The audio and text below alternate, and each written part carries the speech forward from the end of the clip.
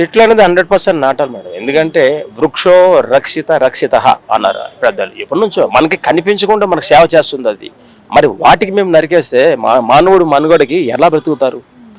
Oxygen మనిషి బతకడానికి తిండి నీళ్లు ఎంత అవసరమో అలాగే కంటికి కనిపించలేనివంటి ఈ ఆక్సిజన్ రూపంలో మాకు సప్లై చేసి మనకి ప్రాణాలను కాపాడేది వృక్షం. అట్లాంటి వృక్షాలు నరికేస్తే మానవ మనుగడ ఇంకెక్కడుంటుంది? డెవలప్మెంట్ అనేది చేసుకోవచ్చు, కానీ ఉన్న ఏరియాలో డెవలప్మెంట్ చేయడం ఏంటి? లేని అర్బన్ ఇటువంటి ప్లేసుల్లోకి వెళ్ళిపోయి అక్కడ లేని ప్లేసుల్లో లేని ప్లేసుల్లో డెవలప్ చేసుకోవాలి. కానీ వృక్షాలు డెవలప్ చేయమని ఎవరు చెప్పలేదు. ఎందుకంటే అది ఎప్పటి నుంచో ఉంటుంది.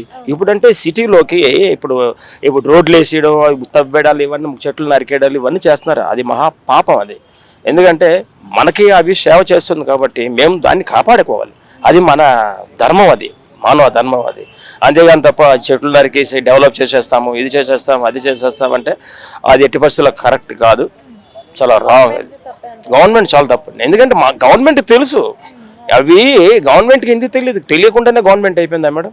తెలుసు, గవర్నమెంట్కి తెలుసు ఈ చెట్లు నరకూడదు, ఇంకా మనం సేవ చేయాలి, వాటికి డెవలప్ చేసుకోవాలి, ఇంకెక్కడెక్కడ వేసుకోవాలి, నాటాలి.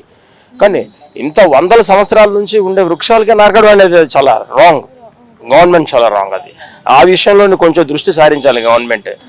మరి ఇప్పటికే పొల్యూషన్తో నిండిపోయి ఉంది సిటీ మొత్తం. మరి ఉన్న వాటిని కూడా తీసేస్తే ఇంకా డబుల్ పొల్యూషన్ నిండిపోతే ఇంకా మానవ మనుగడకి ఎలా బతుకుతారు వాళ్ళు? ఆక్సిజన్ ఎక్కడి నుండి వస్తుంది? మరి మీ వ్యాధులు రావడానికి కారణం ఈ పొల్యూషన్సే. మనిషికి లంగ్స్ ఫెయిల్ అయిపోవడం, లంగ్స్ తాలూకా డిసీజ్ రావడం, ఊపిరితిత్తులు ఖరాబ్ అయిపోవడం, గుండె ప్రాబ్లమ్స్ ఇవన్నీ రావడం అది ఎందుకు? ఈ వృక్షాలను నరికేయడం బట్టే.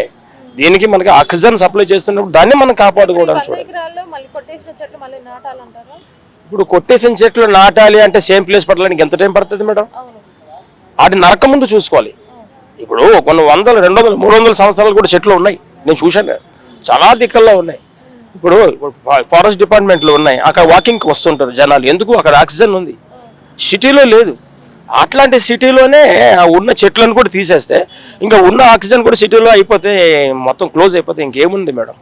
అందుకోసం ఇది గవర్నమెంట్ చేసేది చాలా తప్పు. డెవలప్ పేరుతో చెట్లు నరికేయడం అనేది అన్యాయం.